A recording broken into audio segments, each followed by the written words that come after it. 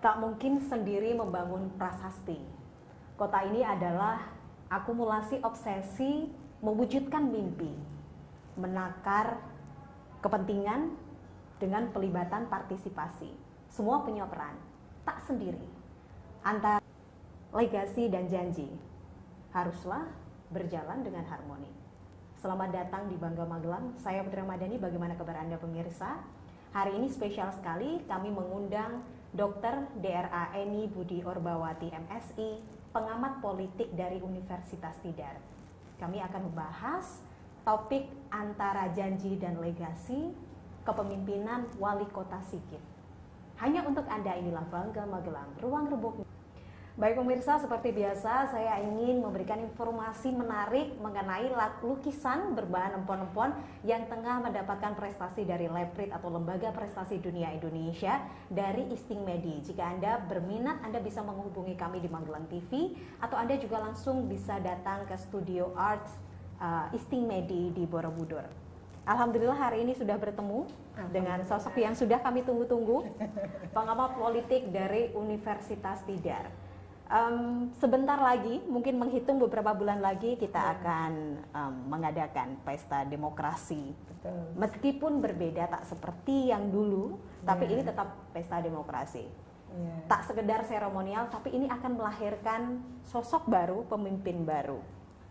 Kalau Bu Eni lihat sendiri nih, bagaimana perjalanan sosok wali kota Bapak Sigit selama periode ini. Ini tentu boleh dong ya, semua boleh memuji, tetapi juga kita boleh memberikan analisa kritis begitu, atau evaluasi, bahkan bisa jadi koreksi.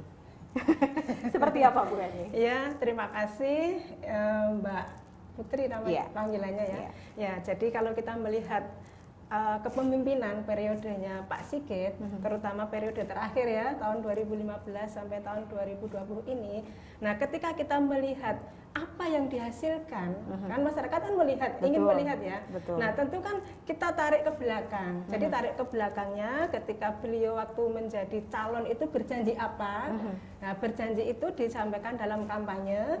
Kemudian setelah calon ini terpilih, lalu kan visi misi yang dijanjikan pada saat kampanye itu kan diterjemahkan oleh Badan Perencanaan Daerah untuk kemudian dibuat rencana pembangunan jangka panjang. Ya. Nah, di dalam RPJMD itu kan ditentukan kriteria atau capaian kinerja atau indikatornya. Nah, kemudian untuk melihat apakah bagaimana keberhasilan itu disandingkan bagaimana indikator yang ditetapkan di dalam RPJMD dengan hasil yang dicapai secara konkretnya kan seperti itu. Nah, apapun pembangunan yang dilakukan, baik itu pembangunan tentang infrastruktur, pembangunan tentang pendidikan, kesehatan dan sebagainya, itu tujuannya adalah secara bagaimana peningkatan makronya ya. Jadi kita lihat itu indeks pembangunan manusia. Nah, tapi kan ini kan masyarakat tidak bisa melihat secara keberhasilan kan biasanya dari segi fisik itu aja ya. Ya, tapi juga ini lebih kepada bagaimana indeks pembangunan manusia. Jadi angka indeks pembangunan manusia trennya itu seperti apa di kepemimpinan Pak Sigit wali kota. Nah, kalau kita lihat datanya, ini saya lihat datanya, trennya dari 2015 sampai 2019 itu naik. Jadi dari 2015 itu 76, 2016 77, 2017 78, 2018 78,31 dan 2019 itu 79. Artinya kan ini ada kenaikan. Berarti apa yang dilakukan, program-program apa yang dilakukan pada intinya kan bagaimana meningkatkan IPM, karena IPM itu kan ada indeks kesehatan, indeks pendidikan, kemudian daya beli masyarakat. Nah, orang melihat kepemimpinan pembangunan daerah, bagaimana indeks kesehatan, pendidikan, daya beli, dan juga angka kemiskinan dan angka pengangguran. Nah, untuk angka kemiskinan dan angka pengangguran, angka kemiskinan itu memang berturun ya. Angka kemiskinan itu dari 2017 itu 8,75, 2018 itu 7,87, 2019 itu 7,46. Terjadi penurunan. Tapi ini harus disandingkan. Targetnya berapa? Kan seperti itu. Betul. Nah, targetnya ternyata di dalam RPJMD 2019 itu 6,65 sampai 6,90. Jadi masih meskipun terjadi penurunan tapi masih kurang sedikit, ya, karena ada di memang, batasan rentan. Iya, karena kan ya situasinya kita seperti ini. Jadi itu dari sisi apa yang dicapai dari sisi non fisik. Oke. Ya, kalau dari fisik itu kan kita bisa melihat semuanya ya. Jadi ada pembangunan, misalkan Pasar Jaminangun. Dulu waktu beliau apa namanya menjabat pertama kan keadaan terbakar. Kemudian pada sekarang ini sudah dinikmati, itu kan untuk meningkatkan perekonomian masyarakat. Kemudian ada Gor Samapta, kemudian ada penataan kuliner, nah kemudian ada taman kota dan lain sebagainya. Jadi apapun pembangunan dilakukan secara fisik, pada intinya adalah untuk meningkatkan IPM, menurunkan angka kemiskinan dan menurunkan angka kelahiran. Angka kemiskinan sekarang itu tadi 7,4 sekian persen, itu dalam jumlah penduduknya itu 9.000.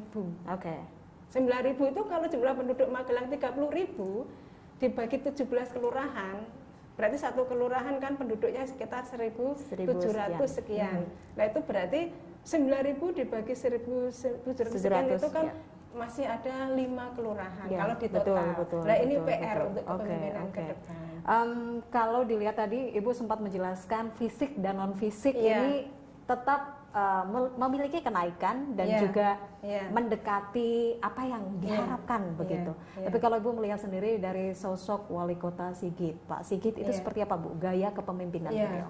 Ya, kebetulan saya juga mengenal beliau ya, maksudnya beliau juga kenal dengan saya. Jadi kita simpan, ternyata Bu Eni mengenal beliau seperti apa, sejauh apa Bu Eni mengenal beliau Pak Sigit juga, ya? Kalau saya nggak GR juga mengenal saya. Insya Allah kita bahas setelah sesi berikut ini Ibu. Ini ada Mac News Magelang News Magazine pemirsa. Makam Aulia Gunung Pring yang berada di Bukit Gunung Pring, Kecamatan Muntilan, Kabupaten Magelang, merupakan makam keturunan para raja. Ini ada sejarahnya juga Ibu, kita saksikan bersama.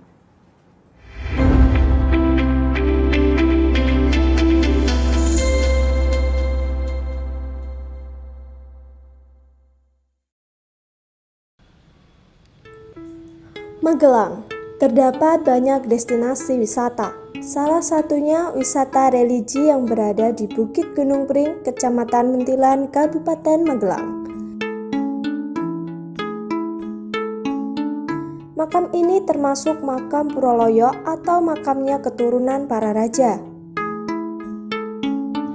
Untuk mencapai makam, harus menaiki kurang lebih 200 anak tangga.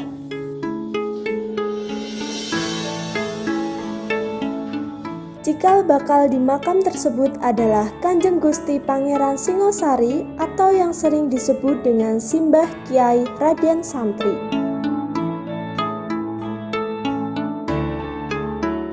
Simbah Kyai Raden Santri merupakan putra dari Kiai Ageng Pemanahan yang masih keturunan Mahaprabu Brawijaya Majapahit. Makam ini masih ada kaitannya dengan Keraton Yogyakarta karena Raden Santri diminta untuk menjadi adipati pada sebuah kadipaten oleh Panembahan Senopati. Tetapi beliau tidak mau, lalu pergi dari keraton untuk menyebarkan agama Islam. Di wisata religi Gunung Pring tersebut, terdapat beberapa makam para wali dan ulama, salah satunya Simbah Kyai Raden Santri, dan masih banyak lainnya. Petilasan atau peninggalan yang masih terjaga sampai saat ini salah satunya yaitu Masjid Santren. Masjid peninggalan dari Kiai Krapyak I yang merupakan putra dari Kiai Raden Santri.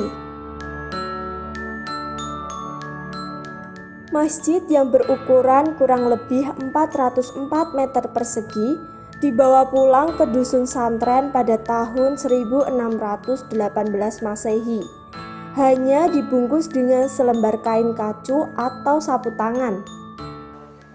Modalnya itu dibelah dua, sebelah utara rel karo kidul rel. Sebelah utara rel itu pusat pengembangan aliran kepercayaan.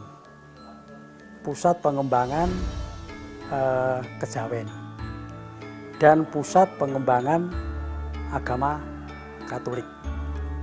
Kemudian bagian yang kedua itu yang namanya Kidul Ril. Kidul Ril itu di sini pusat pengembangan agama Islam. Nah, pusat agama Islam itu pusatnya di Gunung Pring. Sejak zaman Sultan Agung itu sudah ditulis bahwa pengembangan agama Islam itu untuk daerah Kedu itu di Gunung Pring.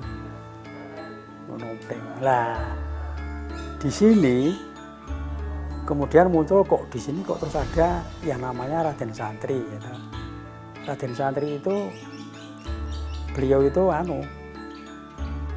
seorang keturunan raja. Jadi keturunan dari kerajaan Pajang zaman Brawijaya kelima.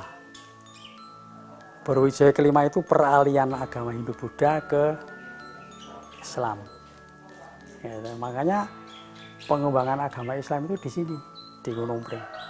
Sebagai generasi penerus, kita harus menjaga dan melestarikan warisan yang telah diberikan oleh leluhur, agar dapat menjadi bukti sejarah untuk generasi selanjutnya. Tim Liputan Magelang TV.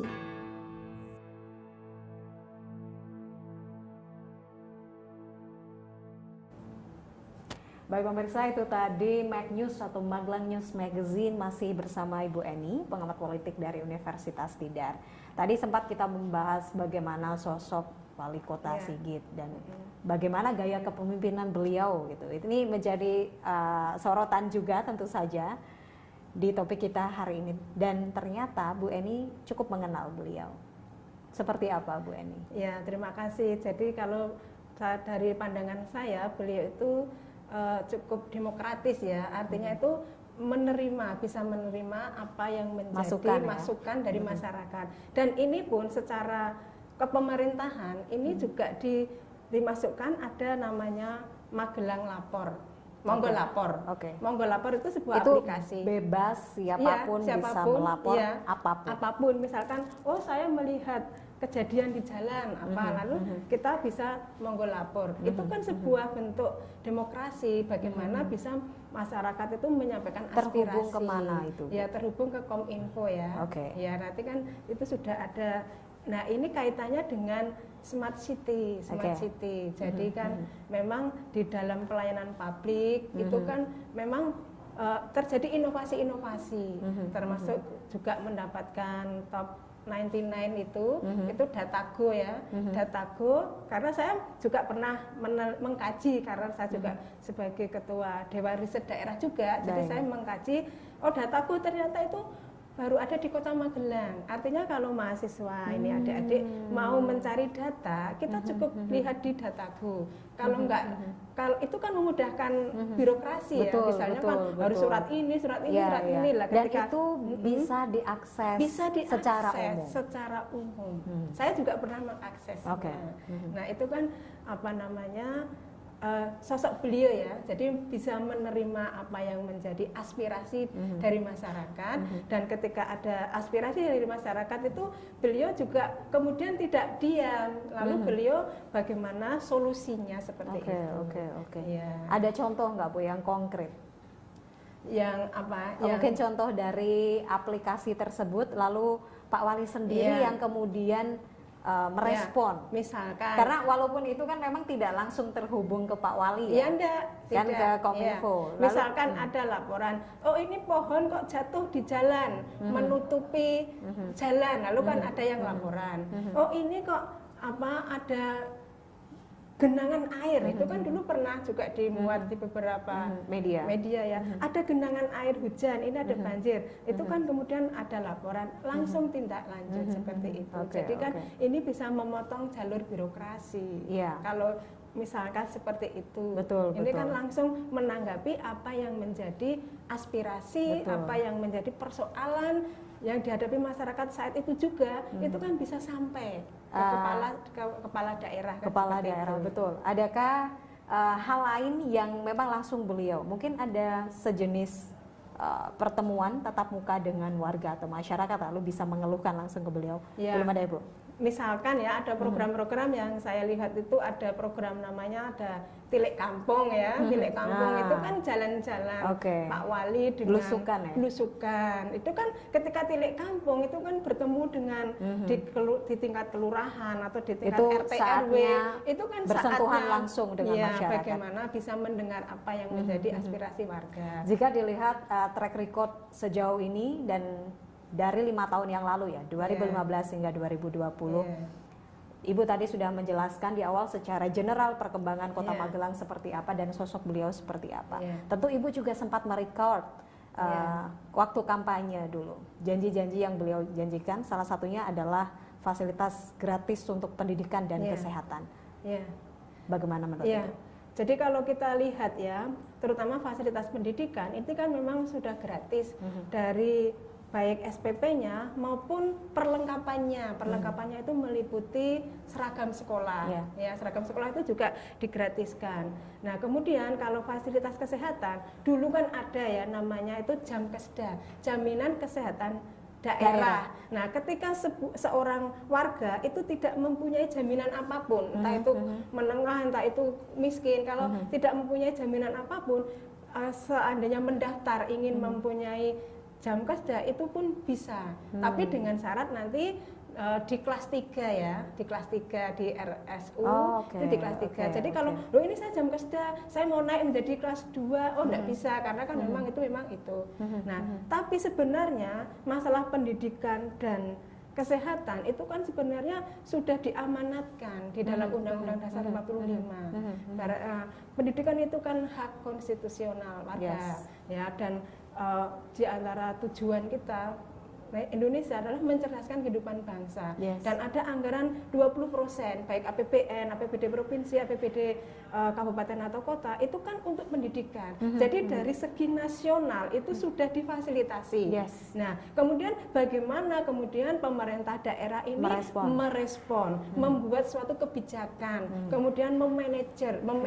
Nah, ini kan yang menjadi berbeda antara daerah satu dengan yang lain. Berapa persentase keberhasilannya? Jika bisa dipresentasikan untuk kesehatan dan juga pendidikan, secara respon untuk dari pendidikan nasional ini kalau saya melihat ini sudah di atas 90% ya. Ya, sudah sangat luar biasa. Ya, sangat luar biasa. Dan Pak Wali Kota itu juga sering misalkan menjadi pemimpin upacara di SD, itu kan juga nanti menampung apa yang menjadi keluhan dari masyarakat atau siswa. Ya, jadi tapi pendidikan, kesehatan itu muaranya adalah bagaimana untuk meningkatkan IPM, bagaimana untuk mengurangi kemiskinan, dan mengurangi pengangguran. Seperti itu. Jadi PR dari kepemimpinan selanjutnya adalah bagaimana tetap menurunkan angka pengangguran. Angka pengangguran dan juga kemiskinan masih menjadi PR besar. Kita akan masuk ke segmen Mag News Magelang News Magazine. Bu Eni, ada berita yang satu ini, Masjid Baitur Rahim di Magelang memiliki prasasti berupa kubah yang dibangun di era tahun 1700-an. Berarti ini cukup lama sekali ya Bu ya. Ini kubah dan jadi prasasti. Kita simak bersama.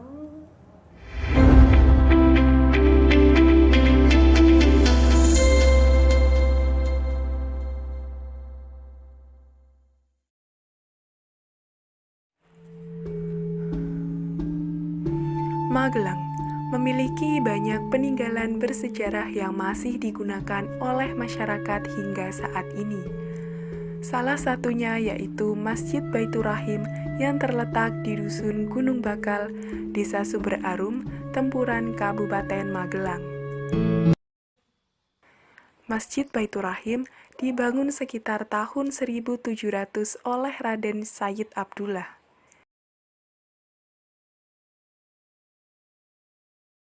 Raden Sayyid Abdullah adalah penyiar agama Islam yang berasal dari Yogyakarta. Konon ceritanya, beliau menyebarkan agama Islam di Desa Bakal karena masyarakatnya masih kental dengan tradisi kejawen dan memiliki tradisi-tradisi lain yang masih diikuti hingga saat ini. seperti sesajen yang ada setiap tanggal 12 Rabiul Awal dengan bentuk gunungan lenteng. Berdasarkan penuturan Bapak Ahmad Jadin selaku Kepala Dusun Bakal, gunungan lenteng menyimbolkan beberapa makna dan arti tersendiri menurut Raden Said Abdullah.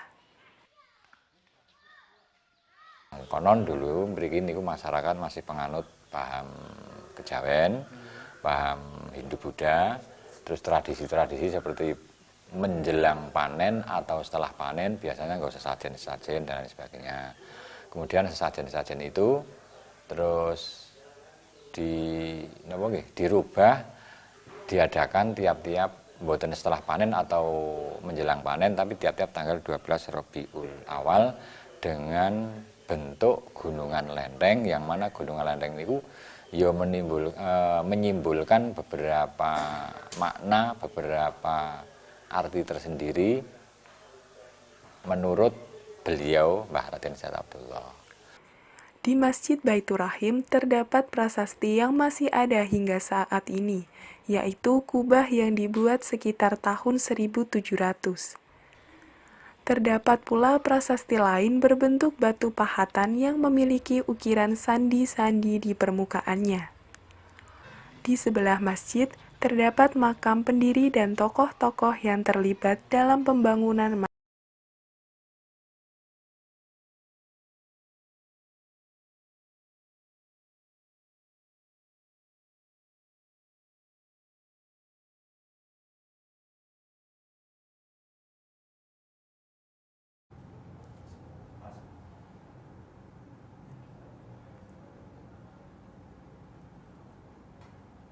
Ya, baik pemirsa, itu tadi Mag News atau Magelang News Magazine. Ya, tadi ternyata kubah yang dari 1700-an. Saya juga baru tahu gitu. Betul, ini jadi 17? informasi baru juga buat pemirsa di rumah. Tadi kita sempat membahas bagaimana banyak hal ya Bu ya, mulai dari apa yang sudah terrealisasi dan kemudian masih menjadi PR besar. Sebenarnya apa tantangan terbesar Bu? Kepemimpinan di Magelang itu seperti apa? Tantangan terbesarnya apa? Sehingga ini tuh menjadi PR terus menerus. Menurut saya bukan hanya untuk Kota Magelang ya, karena PR dari mengentas kemiskinan dan juga pengangguran itu PR besar dari negara kita yang tercinta ini. Apa tantangan terbesarnya kalau di Kota Magelang Bu? Iya, tantangan terbesar ya, apalagi sekarang ini eranya baru COVID ini juga tentu mempengaruhi bagaimana pemimpin ke depan. Yang pertama harus bisa mengatasi masalah COVID ini, dan dampak COVID itu luar biasa. Kemarin sudah ada kajian dari tingkat provinsi, ada penurunan UMKM di seluruh Jawa Tengah. Hampir kolaps itu beberapa jenis UMKM itu mengalami penurunan. Ini kan berdampak pada penurunan daya beli, penurunan ekonomi. Nah, itu tantangan terbesar nanti pada pemimpin yang akan datang, bagaimana bisa membangkitkan ekonomi. Membangkitkan ekonomi. Jadi nanti juga pemberdayaan masyarakat. Jadi banyak program-program yang kurang berhasil itu lebih banyak disebabkan oleh karena adanya kurang partisipasinya masyarakat. Contohnya, kebetulan di Dewan Riset Daerah saya juga mengadakan kajian dulu yang terkenal itu kan Magelang Kota Sejuta Bunga. Itu kan ada aspek ekonomi, aspek fisik, aspek sosial masyarakat. Nah, aspek fisik itu sudah 80%, aspek ekonomi sudah 78%, aspek sosial masyarakat itu masih 46%. Ini kan pemberdayaan, bagaimana partisipasi masyarakat itu perlu ditingkatkan.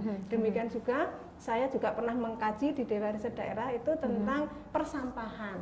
Ini kan programnya sudah bagus, ya ada 3R, kemudian pelaksanaan yang memiliki tantangan di besar masyarakat ya, ini perlu bagaimana nanti bisa menumbuhkan semangat, motivasi kesadaran dari masyarakat, kesadaran.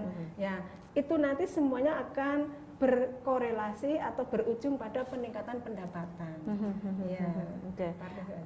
Kalau sesuai dengan tema kita antara janji dan legasi, potret kepemimpinan beliau, kita membahas tentang legasi. Apa yang monumental di masa kepemimpinan beliau? Mungkin karena sudah 2 periode, bolehlah kita bahas 2 periode ini.